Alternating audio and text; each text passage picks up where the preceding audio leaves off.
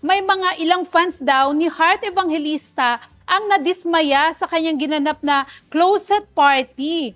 Eto nga po ang balita dyan. Nung Sabado at Linggo, sa gawa po si Miss Heart Evangelista ng garage sale ng kanyang mga pre-love clothes. Alam naman po natin na si Heart ay napaka-fashionista at napakarami ng naipon na damit. Kaya pinaghandaan niya talaga ito para po ma-share din sa kanyang mga fans yung kanyang mga sinusuot na branded naman talaga. At ang dami naman din po ang natuwa dahil sa murang halaga, nakabili po sila ng mga damit ni Heart Evangelista. Kaya naman po grabe yung pila at nakasama pa nila ng live si Heart, di ba? Dahil si Heart mismo yung nag-e-entertain sa kanila, yung nag-i-style ng kanyang mga damit doon, at talaga namang nagkaroon siya ng bonding sa mga fans.